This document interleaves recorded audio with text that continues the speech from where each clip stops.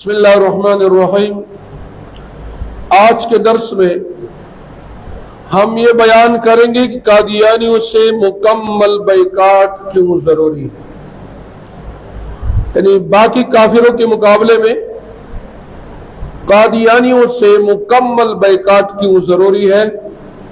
اس بارے میں ہم بات کریں گے۔ بلا شبہ قرآن کریم کی وحی قطعی جناب رسول اللہ خاتم النبیین صلی اللہ علیہ وسلم کی احادیث مبارکہ متواترہ قطعیہ اور امت محمدیہ صلی اللہ علیہ وسلم کے قطعی اجماع سے ثابت ہے کہ حضرت محمد رسول اللہ خاتم النبیین صلی اللہ علیہ وسلم اللہ تعالیٰ کے آخری نبی اور رسول ہیں۔ آپ صلی اللہ علیہ وسلم کے بعد کوئی نبی نہیں آ سکتا، اس لیے حضرت نبی کریم خاتم النبیین صلی اللہ علیہ وسلم کے بعد نبوت کا مدعی یعنی نبوت کا دعویٰ کرنے والا کسی بھی شکل میں کافر اور دار اسلام سے قطعاً خارج ہے، اور اس کے ماننے والا بھی اسلام سے خارج ہے۔ اور جو شخص اس مدعی نبوت کی تصدیق کرے، یعنی اس جھوٹے نبی کی نبوت کو مانے اور اسے مقتدا اور پیشوا مانے، وہ بھی مرتد، کافر اور دار اسلام سے خارج ہے۔ اس کفر اور ارتداد کے ساتھ اگر اس میں وجوہ مذکورہ فی السوال میں سے ایک وجہ بھی موجود ہو تو قرآن کریم اور احادیث نبویہ صلی اللہ علیہ وسلم اور فقہ اسلامی کے مطابق وہ اسلامی اخوت اور اسلامی ہمدردی کا ہرگز مستحق نہیں۔ یعنی مطلب یہ کہ جھوٹی نبوت کا دعوے دار اور اس کے ماننے والا کسی بھی رعایت کا، ہمدردی کا مستحق نہیں، یعنی کسی بھی قسم کا تعلق یا ہمدردانہ رویہ اس کے ساتھ رکھنا جائز نہیں، یہ ایمانی غیرت برداشت نہیں کرتا۔ مسلمانوں پر واجب ہے کہ اس کے ساتھ سلام و کلام، یعنی سلام نہیں کرے گا، کلام نہیں کرے گا، نشست و برخاست، اٹھنا بیٹھنا اور لین دین وغیرہ تمام تعلقات ختم کر دے۔ یعنی مسلمانوں پر یہ لازم ہے، فرض ہے، واجب ہے کہ وہ اس جھوٹے مدعی نبوت اور اس کے ماننے والے کے ساتھ کسی قسم کا تعلق نہیں رکھے گا۔ کوئی ایسا تعلق یا رابطہ اس سے قائم کرنا جس سے اس کی عزت و احترام کا پہلو نکلتا ہو یا اس کو قوت اور آسائش حاصل ہوتی ہو، جائز نہیں۔ یعنی مطلب یہ کہ عزت کی نظر سے بھی نہیں دیکھو گے، عزت و احترام کا پیش آنا یا کوئی ایسا کام کرنا جس میں اس آدمی کا عزت نکل آئے، وہ تو جائز نہیں، بلکہ عزت و احترام کے ساتھ پیش آنا بھی جائز نہیں۔ یا اپنے دل میں ان کے لیے کوئی بھی عزت و احترام نہیں رکھو گے۔ کفار، محاربین اور اعداء اسلام سے ترک موالات کے بارے میں قرآن حکیم کی بے شمار آیات موجود ہیں، جس میں اللہ تعالیٰ نے مسلمانوں کو ان کافروں سے تعلقات رکھنا اور دوستی کرنے سے منع کیا ہے جو کافر آپ کے ساتھ جنگ پہ اتر آئے ہوں۔ اسی طرح احادیث نبویہ صلی اللہ علیہ وسلم اور فقہ میں ان کی تفصیلات موجود ہیں۔ یہ واضح ہے کہ کفار، محاربین جو مسلمانوں سے برسر پیکار ہو، مسلمانوں کے ساتھ جنگ کرنے پر لگی ہوئی ہو، دشمنی کرنے پر لگی ہوئی ہو، انہیں ایذا پہنچاتے ہو، اسلامی اصطلاحات کو مسح کر کے اسلام کا مذاق اڑاتے ہو اور مارے آستین بن کر مسلمانوں کی اجتماعی قوت کو منتشر کرنے کے پیچھے لگی ہوئی ہو اور مسلمانوں کے اندر اختلاف پیدا کرنے کی کوشش کر رہے ہو، اسلام ان کے ساتھ سخت سے سخت معاملہ کرنے کا حکم دیتا ہے۔ اور رواداری کی ان کافروں سے اجازت دی گئی ہے جو محارب اور موذی یعنی تکلیف دینے والے نہ ہو. یعنی وہ کافر جو مسلمانوں سے جنگ نہیں کرتے یا مسلمانوں سے کو تکلیف نہیں دیتے، پھر ایسے کافروں کے ساتھ ہمدردانہ رویہ رکھنا اسلام اس کی اجازت دیتا ہے. ورنہ کفار محاربین جو جنگی کافر ہیں، آپ سے جنگ پر برسر پیکار ہو سے سخت معاملہ کرنے کا حکم ہے. علاوہ ازیں بسا اوقات اگر مسلمانوں سے کوئی قابل نفرت گناہ سرزد ہو جائے تو بطور تعزیر و تادیب ان کے ساتھ ترک تعلق اور سلام و کلام نشست و برخاست ترک کرنے کا حکم شریعت مطہرہ اور سنت نبویہ میں موجود ہے. یعنی اگر مسلمان بھی کوئی ایسا کام کرے، کوئی ایسا ناقابل معافی کوئی جرم کرے اور اس جرم کی بنیاد پر آپ اس مجرم مسلمان سے ترک تعلق کریں، سلام و کلام چھوڑ دیں، تو اسلام اس کا بھی حکم دیتا ہے. چاہے کہ وہ کافر جو آپ سے جنگ کرے، اسلامی معاملات کا، اسلامی نشانیوں کا، اسلامی مذہب کا مذاق اڑائے یا مسلمانوں کو تکلیف دے،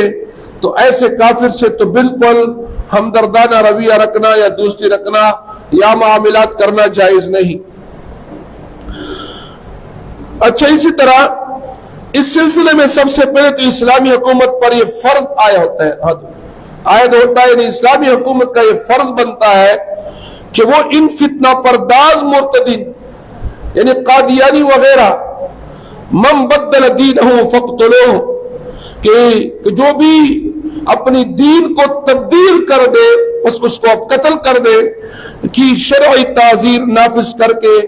اس فتنہ قادیانیت یا ایسی دوسرے جتنے فتنے ہیں جو اسلام کا مذاق اڑاتے ہیں یا اس مسلمانوں کے عقائد کو خراب کرنے کی کوشش کرتے ہیں، کا اس فتنہ کا قلہ کما کرے اور اسلام اور ملت اسلامیہ کو اس فتنہ کی یورش سے، اس فتنے کے یلغار سے بچایا جائے. یہ اسلامی حکومت کی ذمہ داری بنتی ہے. چنانچہ رسول اللہ صلی اللہ علیہ وسلم اور خلفائے راشدین رضوان اللہ تعالی علیہم اجمعین نے اتنا فتنہ پرداز موذیوں اور مرتدوں سے جو سلوک کیا وہ کسی سے چھپی ہوئی نہیں ہے. یعنی خلفائے راشدین نے